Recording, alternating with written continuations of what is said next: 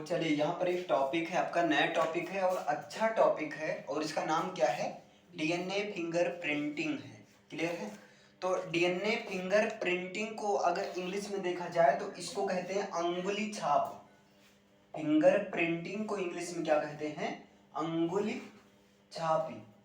Clear है? DNA finger printing को आप हिंदी में क्या बोल सकते हो? अंगुली छापी, मतलब डीएनए अंगुली छाप कहते हैं इसको। क्लियर है? अंगुली छाप इस तरह से, इसको फिंगर प्रिंटिंग भी आप लिख सकते हो इस तरह से, फिंगर प्रिंटिंग भी लिख सकते हो। ठीक है, तो डीएनए फिंगर प्रिंटिंग बोलो या डीएनए अंगुली छाप बोलो, कोई दिक्कत नहीं है। क्लियर है? अब यहाँ पर ये समझना है कि डीएनए फिंगर प्रिंटिंग होता क्या है और इसका हिस्ट्री क्या है। सबसे पहले शुरू किसने किया था, किस चीज पर इसका मतलब प्रयोग किया गया था, प्रैक्टिकल किया गया था, तो इसकी थोड़ा कहानी से समझेंगे, सारी चीजें कवर हो जाएंगी। क्लियर है? जैसे देखो क्या होता है, जितने भी जीव होते हैं, सारे जीवों में जो जीन्स होती हैं उनकी एक विशेष व्यवस्था होती है। देखो जितने भी जीव होते हैं उन सभी जीवों में जो भी जीन्स होते हैं उन सारे जीन्स की एक विशेष व्यवस्था होती है। एक विशिष्ट व्यवस्था में, एक विशिष्ट अरेंजमेंट में वो सारे जीन रहते हैं। यानी कि आप ऐसे बोल सकते हैं कि जीवों के अंदर जो जीन्स पाए जाते हैं वो समस्त जीन्स किसी ना किसी एक स्पेशल ऑर्डर में, एक स्पेशल व्यवस्था में रहते हैं, है ना। और ये जीवों के जीन्स की जो स्पेशल व्यवस्था होती है, इन्हीं स्पेशल व्यवस्था को उस जीव की फिंगरप्रिंट कहते हैं। समझ पाए? मतलब जीवों के अंदर के जीन्स की, ठीक, जो जीन्स एक इसे एक विशेष प्रकार से व्यवस्थित होते हैं, इन्हीं जीन्स को ही उन जीवों की फिंगर प्रिंट कहते हैं। अच्छा, क्लियर है? अभी समझ में आया? जीवों के, अभी सही है ना? जीवों, बताना चाहिए तुम लोग को। देखिए जीवों के जीन्स में जो व्यवस्था होती है उन्हीं एक विशेष व्यवस्था को ही क्या कहते हैं? फिंगर प्रिंट कहते हैं। तो सबसे पहले यही लिख लीजिए, लिखिए, प्रत्येक जीव के जीन्स की एक विशिष्ट व्यवस्था होती है। लिखिएगा, प्रत्येक जीव के जीन्स की, प्रत्येक जीव के जीन्स की एक विशिष्ट व्यवस्था होती है। प्रत्येक जीव के जीन्स की एक विशिष्ट व्यवस्था, सॉरी, एक विशिष्ट, क्या लिख रहे हैं यार, एक विशिष्ट व्यवस्था होती है जिसे उसकी उसकी मतलब उस जीव की, है ना, जिसे उसकी फिंगरप्रिंट कहते हैं, जिसे उसकी फिंगरप्रिंट कहते हैं, जिसे उसकी फिंगरप्रिंट कहते हैं। देखो प्रत्येक जीव के जीन्स की एक विशिष्ट व्यवस्था होती है। इसका मतलब हर जीवों में जो जीन्स के एक स्पेशल ऑर्डर होता है और उन्हीं ऑर्डर को उस जीवों की क्या कहते हैं? उस जीव की फिंगर प्रिंट कहते हैं, अंगुली छापी कहते हैं। क्लियर है? अब होता क्या है, देखो ध्यान से, किसी व्यक्ति विशेष की पहचान करना, मतलब इस बेस पर क्या करना? किसी व्यक्ति विशेष की पहचान करना, मतलब किसी इंडिविजुअल व्यक्ति की पहचान करना, किसी व्यक्ति विशेष की पहचान करना। देखिए आपने, किसी व्यक्ति विशेष की पहचान करना। अगर हम पूछ लें ओवरऑल, मतलब डीएनए फिंगर प्रिंटिंग में होता क्या है, तो डीएनए फिंगर प्रिंटिंग में किसी व्यक्ति विशेष की पहचान होती है और कुछ नहीं होता है। लेकिन इसमें किसी व्यक्ति विशेष की पहचान तो होती है, बिल्कुल होती है, लेकिन किस आधार पर होता है? तो ये होता है डीएनए रेस्ट्रिक्शन एनालिसिस द्वारा होता है। ये किसके द्वारा होता है? तो डीएनए रेस्ट्रिक्शन एनालिसिस के द्वारा होता है। ये मतलब डीएनए रेस्ट्रिक्शन एनालिसिस के द्वारा। अब इसको क्या बोलते हैं? डीएनए प्रतिबंध विश्लेषण के द्वारा। इसको बोलते हैं डीएनए प्रतिबंध विश्लेषण के द्वारा किसी व्यक्ति विशेष की पहचान करना क्या कहलाता है? डीएनए फिंगर प्रिंटिंग कहलाता है, या इसको ध्यान देना, इसको डीएनए प्रोफाइलिंग भी कहते हैं। क्लियर है? इसको क्या कहते हैं? डीएनए प्रोफाइलिंग भी कहते हैं। डीएनए प्रोफाइलिंग, प्रोफाइल होता है ना, तो वही प्रोफाइलिंग, डीएनए प्रोफाइलिंग भी कहते हैं। तो ये बहुत इंपॉर्टेंट टॉपिक है, पहला नंबर ये समझ लो, चाहे आपके एग्जाम में आए और चाहे ना आए, वैसे नॉलेज के भी पर्पज से डीएनए फिंगरप्रिंटिंग के बारे में जानना जरूरी है। कम से कम ज्यादा नहीं, मोटा मोटा तो जानो। तो आपने सबसे पहले देखा कि डीएनए फिंगरप्रिंटिंग को बोला जाता है डीएनए अंगुली छाप। समझ लो, फिर से बता दे रहा हूं अभी, डीएनए फिंगरप्रिंटिंग को बोला जाता है डीएनए अंगुली छाप या डीएनए प्रोफाइलिंग भी कहते हैं। इसका 3 नाम है, चाहे आप डीएनए फिंगरप्रिंटिंग बोलो, चाहे डीएनए प्रोफाइलिंग बोलो, चाहे डीएनए अंगुली छाप बोलो। इसमें होता क्या, देखो, जितने भी जीव होते हैं, प्रत्येक जीव, जितने भी जीव होते हैं उनमें जीन्स होते हैं। तो प्रत्येक जीवों के अंदर पाए जाने वाले जीन्स एक स्पेशल ऑर्डर में रहते हैं, है ना। जीन्स की एक विशेष प्रकार की व्यवस्था होती है, उन्हीं व्यवस्था को क्या कहते हैं? फिंगरप्रिंट कहते हैं। उन्हीं व्यवस्था को क्या कहते हैं? यहाँ लिखा है, देखो, प्रत्येक जीव के जीन्स की एक विशिष्ट व्यवस्था होती है और जिसको, उस जीव की क्या कहते हैं? फिंगरप्रिंट कहते हैं। अब यहाँ देखो, डीएनए फिंगरप्रिंटिंग, आईएनजी लग गया ना, एक्चुअली ये एक प्रोसेस हो गया। तो डीएनए फिंगरप्रिंटिंग एक ऐसी प्रोसेस है, एक ऐसी टेक्निक है। डीएनए फिंगरप्रिंटिंग एक ऐसी प्रोसेस है या एक ऐसी टेक्निक है जिसमें किसी व्यक्ति विशेष की पहचान किया जाता है। अभी बताया जाएगा किस मतलब कौन से पार्ट लिया जाते हैं या ब्लड है क्या है, लेकिन अभी तो ओवरऑल यही होता है इसमें कि किसी व्यक्ति विशेष की पहचान किया जाता है, लेकिन डीएनए रेस्ट्रिक्शन एनालिसिस के माध्यम से, यानी कि डीएनए प्रतिबंध विश्लेषण के माध्यम से किसी व्यक्ति विशेष की पहचान करना डीएनए फिंगरप्रिंटिंग या डीएनए प्रोफाइलिंग कहलाता है। तो दूसरा पॉइंट लिख लीजिए, लिखिए, डीएनए रेस्ट्रिक्शन एनालिसिस द्वारा, या हिंदी में डीएनए प्रतिबंध विश्लेषण के द्वारा। लिखिए, डीएनए रेस्ट्रिक्शन एनालिसिस के द्वारा, डीएनए रेस्ट्रिक्शन एनालिसिस ब्रैकेट में डीएनए प्रतिबंध विश्लेषण, डीएनए रेस्ट्रिक्शन एनालिसिस ब्रैकेट में लिखिएगा, डीएनए प्रतिबंध विश्लेषण के द्वारा या इसके माध्यम से, डीएनए रेस्ट्रिक्शन एनालिसिस के द्वारा या डीएनए प्रतिबंध विश्लेषण के माध्यम से या विश्लेषण के द्वारा, मेन यही है, किसी व्यक्ति विशेष की पहचान करना। देखिए, यहां पर आपने क्या देखा, डीएनए फिंगरप्रिंटिंग को डीएनए प्रोफाइलिंग या डीएनए अंगुली छाप या डीएनए टाइपिंग भी कहते हैं। चार नाम है, इसका ध्यान दो। क्लियर है? अब ये चीज तो हो गया, आपने सिंपल सा कहा किसी व्यक्ति विशेष की पहचान करना, यही चीज है। क्लियर है? तो कहीं ना कहीं डीएनए फिंगरप्रिंटिंग एक तरह की टेक्निक हुई ना, लेकिन अब प्रश्न है, ये टेक्निक किसके ऊपर आधारित है, या इस टेक्निक में मेन रूप से रोल कौन अदा करता है? तो डीएनए अदा करता है।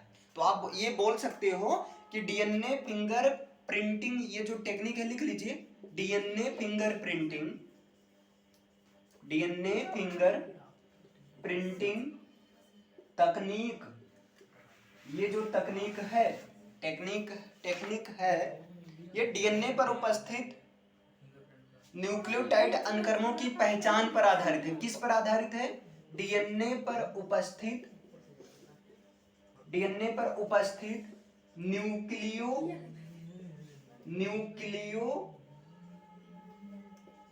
न्यूक्लियोटाइड के सीक्वेंस के, न्यूक्लियोटाइड के सीक्वेंसेस को बोलते हैं अनुक्रमों, न्यूक्लियोटाइड के सीक्वेंस पर आधारित है। अगर पूछ लिया जाए कि डीएनए फिंगरप्रिंटिंग किस पर आधारित है, तो ये डीएनए पर उपस्थित न्यूक्लियोटाइड के सीक्वेंस पर आधारित है। मतलब डीएनए में जो न्यूक्लियोटाइड क्षार होते हैं वो किस सीक्वेंस में हैं, उस पर ये आधारित है। अगर यहां से हम आपसे ऐसे बात करें कि चलो फिर इसका डीएनए फिंगरप्रिंटिंग का कुछ स्टेप कैसे होता है, इसका मतलब सबसे पहले डीएनए को ही अलग किया जाता होगा। हाँ बिल्कुल, अगर हम बात करें डीएनए फिंगरप्रिंटिंग का चरण क्या, स्टेप क्या है इसकी, मतलब इसकी जो है मेथड क्या, सबसे पहले इसमें होता क्या है, तो सबसे पहले इसमें यही होता है कि सेपरेशन ऑफ डीएनए किया जाता है, डीएनए को अलग किया जाता है। उसके बाद में क्या किया जाता है, जो डीएनए अलग किया गया है उनको छोटे छोटे खंडों में विभाजित किया जाता है, यानी कि दूसरे स्टेप पर होता है कि डीएनए को छोटे छोटे खंडों में बांट देना। और फिर तीसरे स्टेप पर होता है कि वहां पर एक इलेक्ट्रोफोरेसिस वाली प्रक्रिया होती है जिसको बोलते हैं जेल इलेक्ट्रोफोरेसिस प्रक्रिया। क्लियर है। और फिर फाइनली उस जो भी प्रक्रिया के फलस्वरूप जो भी रिजल्ट निकलता है वहां से एक रज्जु की डीएनए को नायलॉन झिल्ली पर सेपरेशन किया जाता है, और जब नायलॉन झिल्ली पर अलग किया जाता है तो वहां से फिर एक आता है, एक प्रोसेस और आता है, रेडियो एक्टिव तत्वों की सहायता से किया जाता है और जिसको कहते हैं रेडियो एक्टिव प्रॉब। क्लियर है। फिर उसको रेडियो एक्टिव प्रॉब के साथ बांध दिया जाता है। थोड़ा ऐसे ऊपर से जा रहा होगा लेकिन टेक्निकली यही होता है। और जब ऐसा हो जाता है तो बाद में जो भी रिजल्ट निकलता है फाइनली उसकी व्याख्या कर दिया जाता है कि मतलब कौन सा ये जीव है, या डीएनए से, जैसे होता है ना डीएनए से पूरे बाप खानदान का पता लगाया जा सकता है, लेकिन ऐसे नहीं, वहाँ स्टेप होता है। ये ऐसे नहीं हाँ डीएनए से बाप खानदान का आप काटे खून लिए चलो तुम्हारे बापू का पता लगाते, नहीं ऐसा नहीं पता चलता है। और नॉर्मली ये टेस्ट डीएनए टेस्ट भी होता है, आप लोग सुने होंगे डीएनए टेस्ट, ये सब टेस्ट वगैरह ऐसे इतना जल्दी नहीं होता, बहुत ज्यादा जब क्रिटिकल सिचुएशन हो जाती है, बहुत ज्यादा हो जाती है तभी होता है। जनरली कहीं ना कहीं रेप केस इन सब में जब बहुत ज्यादा ये मामला हो जाता है तो होता है ये चीज। बाकी ऐसे बहुत ज्यादा जैसे फ्रीडम नहीं है ना कहीं ना कहीं इसके लिए भी। तो अगर इसकी क्रियाविधि पूछा जाए कितने स्टेप में होती इसकी क्रियाविधि, तो जनरली 6 स्टेप में होती। क्लियर है। तो लिख लीजिए, अच्छा पहले इसे लिख लीजिए, एक पॉइंट लिखिए डीएनए फिंगर प्रिंटिंग टेक्निक, और सीधा इसका पॉइंट ऐसे करके लिख लेना, डीएनए पर उपस्थित न्यूक्लियोटाइड के सीक्वेंस पर आधारित होती है। डीएनए पर उपस्थित न्यूक्लियो, अब ये जो 6 प्रोसेस अभी मैंने बताया रफली, ये क्यों किया जाता है, एक्चुअली डीएनए न्यूक्लियोटाइड के सीक्वेंस को ही पता लगाने के लिए, क्या कैसे उसी बेस पर रिजल्ट निकालने के लिए ही किया जाता है। चलिए, तो अभी आपने देखा कि डीएनए फिंगरप्रिंटिंग किस पर आधारित है, डीएनए पर उपस्थित न्यूक्लियोटाइड के क्षारों के क्रम पर आधारित है ना, उसके सीक्वेंस पर है। चलो, तो फाइनली कहीं ना कहीं डीएनए फिंगरप्रिंटिंग के लिए हमें किसकी आवश्यकता है, डीएनए की ही आवश्यकता है ना। लेकिन ये कैसे होता है, कितने स्टेप में ये रिजल्ट मिलता है, ये भी तो देखना है। क्या मतलब ऐसे डीएनए फिंगरप्रिंट लिए सीधा प्रैक्टिकल किए तुरंत रिजल्ट आ गया, नहीं ऐसा नहीं होता है। तो लिखिए क्रियाविधि, क्रियाविधि, अरे सॉरी, इसको कैसे लिखेंगे, डीएनए फिंगरप्रिंटिंग की क्रियाविधि, डीएनए फिंगरप्रिंटिंग की, डीएनए फिंगरप्रिंटिंग की मेथडोलॉजी, क्रियाविधि। क्लियर है। इसकी क्रियाविधि आप ऐसे समझ सकते हैं, डीएनए फिंगरप्रिंटिंग कितने स्टेप में ये होता है, कंप्लीट होता है। तो सब अभी तो हम नाम लिखवा दे रहे हैं, ठीक है, फिर इसके बारे में 1 बाय 1 करवाते हैं। तो साथ में लिखते चलिए, सबसे पहले होता है सेपरेशन ऑफ डीएनए। फर्स्ट में लिखिए separation of DNA, separation of DNA यानी कि डीएनए का पृथक्करण। सबसे पहले डीएनए को क्या किया जाता है, पृथक्करण किया जाता है। क्लियर है। दूसरे नंबर पर लिखिएगा cleaving of DNA in small fragments, cleaving of DNA in small fragments.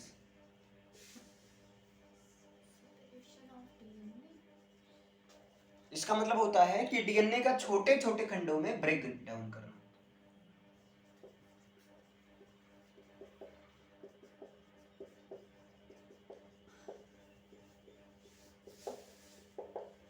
छोटे छोटे खंडों में खंडन कर देना, तोड़ देना, ठीक है। और तीसरा लिखिएगा जेल इलेक्ट्रोफोरेसिस, जेल इलेक्ट्रो, ये कुछ ऐसा है कि यहाँ इलेक्ट्रिक वगैरह फ्लो किया जाता है, अभी आगे सब इन सब के बारे में देखेंगे। इलेक्ट्रोफोरेसिस, इसको इंग्लिश में भी यही बोलते हैं, अरे सॉरी, हिंदी में भी यही बोलते हैं, जेल इलेक्ट्रोफोरेसिस। बाकी शुद्ध हिंदी मुझे खुद नहीं पता है, क्या बताऊं। इलेक्ट्रोफोरेसिस।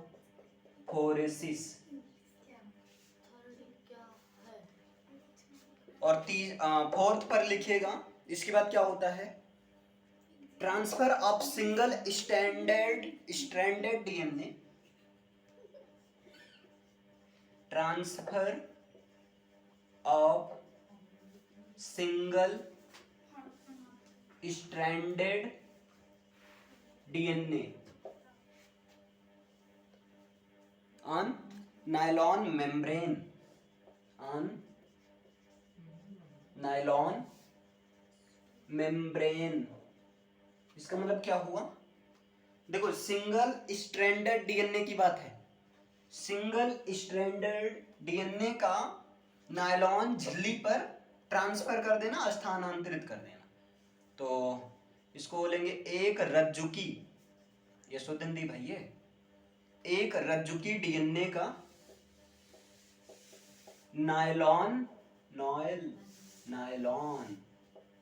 झिल्ली पर स्थानांतरण करना, ठीक है।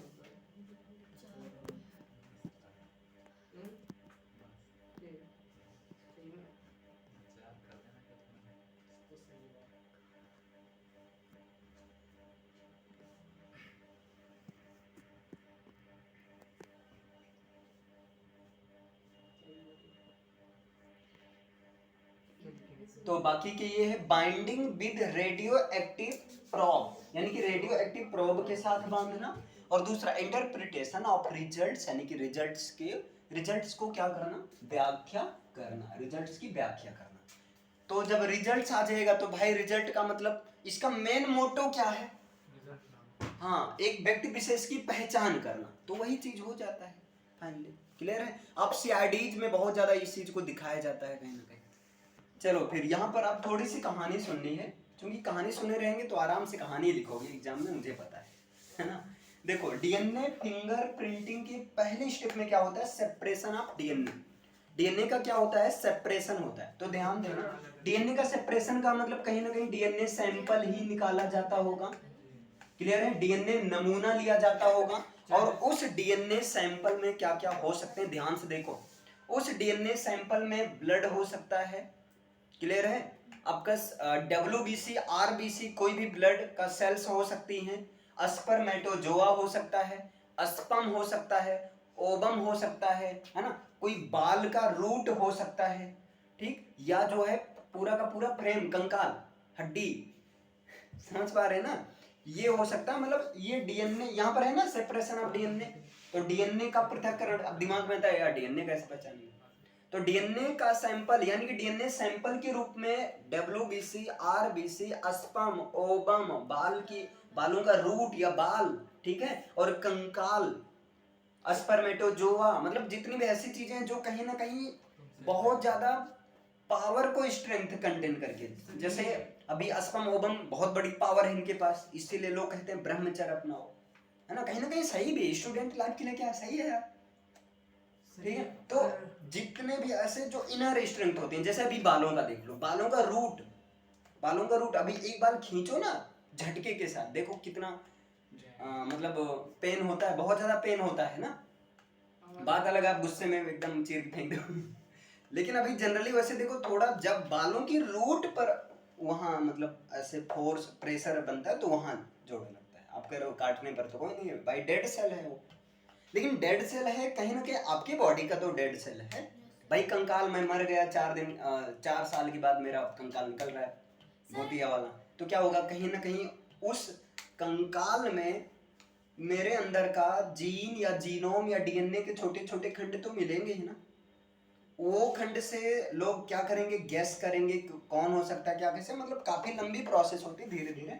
तो अभी पहला स्टेप आई होप समझ में आ गया या नहीं समझ में आया, बोलो, पहला स्टेप समझ में आया।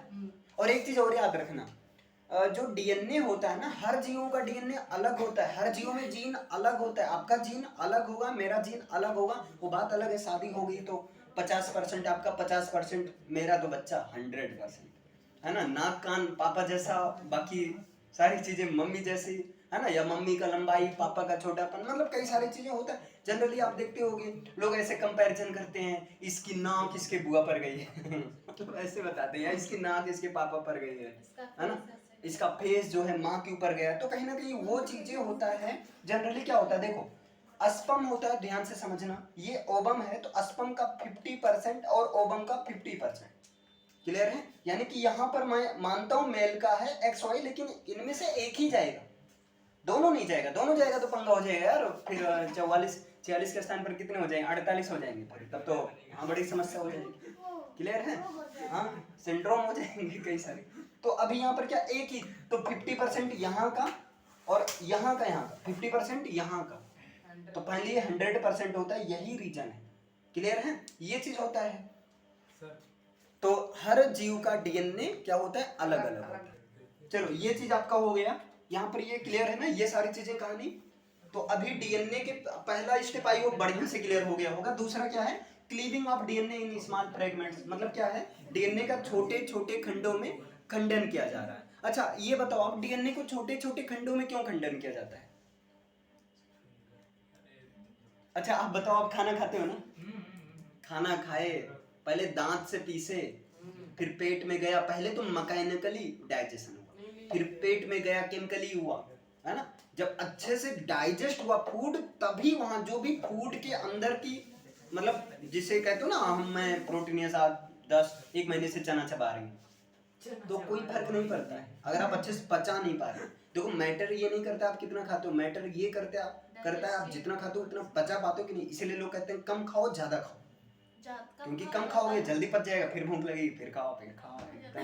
ये चीजें होती है। तो सेम यहाँ पर जब किसी चीज को छोटे छोटे खंड में आप बांटोगे, अरे सुनो इधर, किसी को अगर आप छोटे छोटे खंड में बांटोगे तो कहीं ना कहीं जो आपका मेन टारगेट है, क्या वो टारगेट में हेल्प होगी कि नहीं। जैसे मान लो आपको मुझे मारना है, या मेरी पूरा प्रोसेस को समझ रहे हैं ये बंदा कैसे काम करता है, तो सबसे आप एक लिस्ट बनाओगे। अच्छा दिन में 10 बजे से 12 बजे तक क्या करता है, रात में क्या करता है, इसका कब, मतलब कोई सीक्रेट है कि नहीं। तो आप ऐसा पूरा एनालिसिस करोगे, 1 2 महीने के बाद कुछ तो पता ही चल जाए, हाँ ये रीजन, अच्छा तभी तो मैंने सोचा ये वैसे।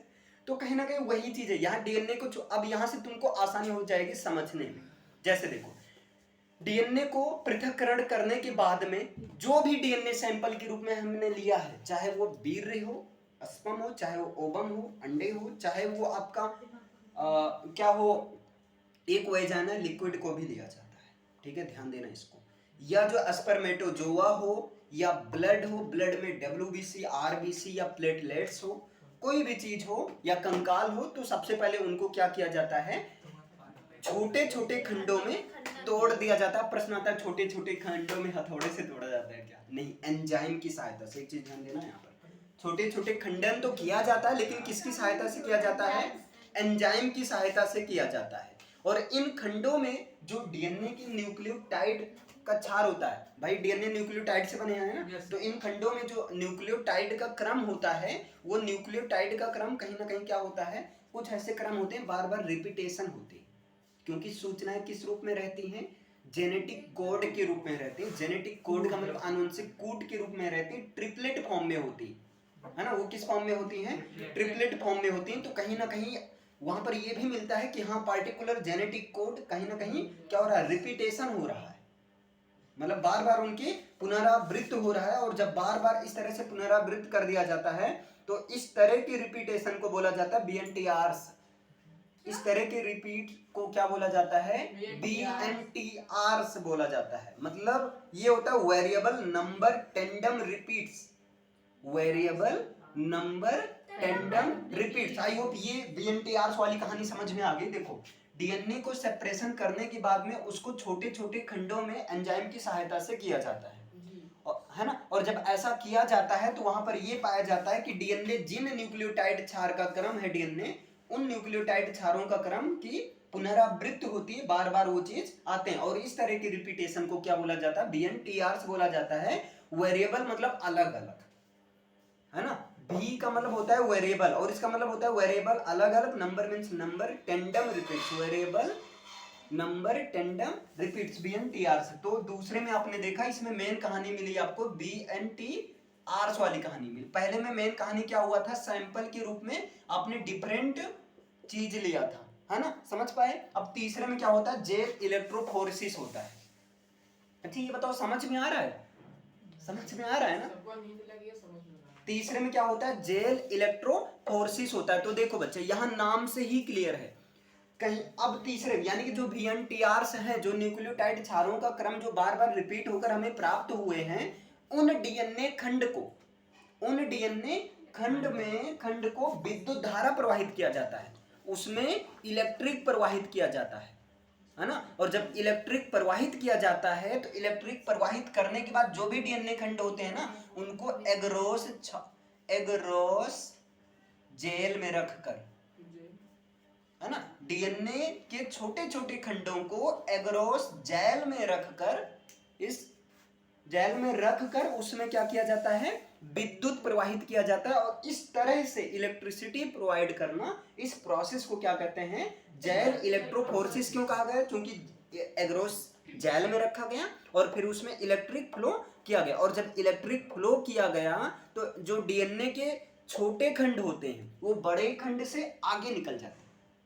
मतलब जब इलेक्ट्रिक फ्लो किया गया तो जो छोटे छोटे खंड होते हैं वो बड़े वाले खंड से क्या होते हैं, आगे निकल जाते हैं। और जब आगे निकल जाते हैं तो ऐसे छोटे छोटे खंडों को क्षार की सहायता से, क्लियर है, क्षार की सहायता से अलग कर दिया जाता है। न्यूक्लियोटाइड क्षार की सहायता से अलग कर दिया जाता है, या उसको मतलब एक सेपरेट ही किया जाता है उसमें, समझ पाए। तो इसमें आपने मेन क्या देखा, एगरोस जेल में बिजली प्रवाहित किया गया। और जब ऐसा किया गया तो जो डीएनए के छोटे छोटे खंड हैं वो बड़े खंड से आगे निकल गए, और फिर ऐसे खंड जो कि बड़े खंड से आगे निकल गए, उन डीएनए खंडों को क्या किया, अलग कर लिया जाता है। समझ पाए इतना। जब अलग किया जाता है तो अगला प्रोसेस क्या, उन जो अलग किया गया उनको क्या किया जाता है, ट्रांसफर। तो अगला प्रोसेस का नाम है ट्रांसफर ऑफ सिंगल स्ट्रैंडेड। अच्छा सिंगल स्ट्रैंडेड क्यों बोला गया, क्योंकि छोटे छोटे खंड बड़े खंड से आगे निकल गए हैं, है ना। तो single stranded DNA on the nylon membrane, इनको किस पर मतलब अलग किया जाता है, कौन से झिल्ली पर, नायलॉन मेम्ब्रेन पर, क्लियर है। तो अब क्या होता है, अब यहां पर ध्यान देना, यहां पर जब हम पहुंचे तो यहां पर आपने देखा विकृत डीएनए, विकृतकृत डीएनए। विकृतकृत डीएनए का मतलब विकृतकृत, सही तो है, ठीक है। तो यहां देखो विकृतीकृत डीएनए, तो ये जो विकृतीकृत डीएनए है इसका मतलब समझ रहे हो, ऐसे डीएनए जो बड़े वाले खंड से आगे निकल गए हैं उनको, ठीक, उनको क्या किया जाता है, नायलॉन झिल्ली पर ट्रांसफर किया जाता है। मतलब उनको नायलॉन झिल्ली पर भेजा जाता है, लेकिन कैसे भेजा जाता है, यहां पर एक फिल्टर होता है और उस फिल्टर का नाम है नाइट्रोसेल्यूलोज का फिल्टर। Nitrocellulose, nitrocellulose. तो नाइट्रोसेल्यूलोज फिल्टर की सहायता से इस विकृत डीएनए को, छोटे छोटे डीएनए को नायलॉन झिल्ली पर ट्रांसफर किया जाता है। अब जब नायलॉन झिल्ली पर इसको ट्रांसफर किया जाता है तो उसके बाद ऐसे विकृत डीएनए को किसकी सहायता से बांधा जाता है, रेडियो एक्टिव प्रोब से बाइंडिंग की जाती है।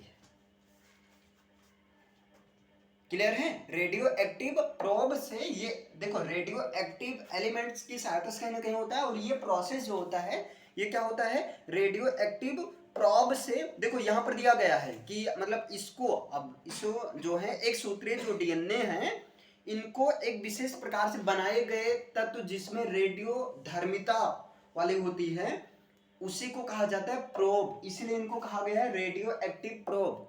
तो आप सीधा कह सकते हैं क्या कि जो विकृत डीएनए हैं, अर्थात जो डीएनए के विशिष्ट खंड हैं जिनको नायलॉन झिल्ली पर अलग किया गया है उनको, ठीक है, किसके साथ में, रेडियो एक्टिव प्रोब के साथ में क्या कर लिया जाता है, जुड़ जाता है, बांध दिया जाता है ना। मतलब वो इसके साथ में क्या होते हैं, जुड़ जाते हैं। क्यों जुड़ जाते हैं, रेडियो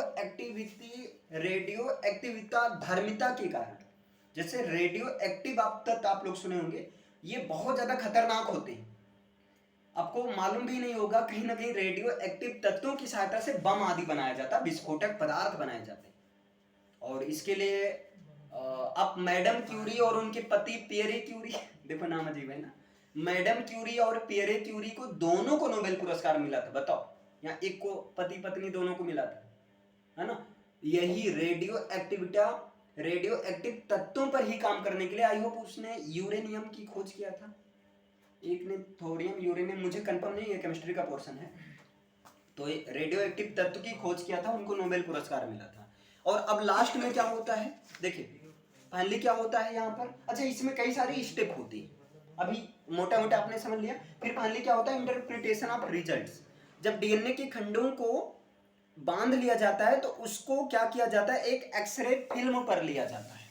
मतलब उन डीएनए खंडों को एक एक्सरे के द्वारा, जो आता ना फिल्म टाइप, मतलब ऐसे चार्ट टाइप रहता है प्लास्टिक का, उस पर वहां पर शो किया जाता है। और जब उस पर शो किया जाता है तो रेडियोधर्मी डीएनए से निकली विकिरणों के कारण ही एक्सरे, मतलब क्या होता है, कहीं ना कहीं इनको जो डीएनए खंड हैं, यहाँ विकिकृत छोटे छोटे डीएनए खंड हैं, ये रेडियो एक्टिविता के साथ में जुड़ गए हैं, रेडियो एक्टिव प्रोब के साथ में बाइंडिंग का मतलब ये दोनों आकर जुड़ गए। और जब इस पर एक्सरे मतलब समझ रहे हो, एक्स रेज, ठीक है, एक्स रेज, एक्स किरण को जब इस पर डाला जाता है तो वहां रेडियो धर्मी के होने की वजह से उसके जो विकिरीकृत डीएनए के जो चिन्ह होते हैं वो हमारे प्लास्टिक प्लेट पर या जो भी होते हैं वहां पर क्या होते हैं, आकर छप जाते हैं। अर्थात उसका फिल्म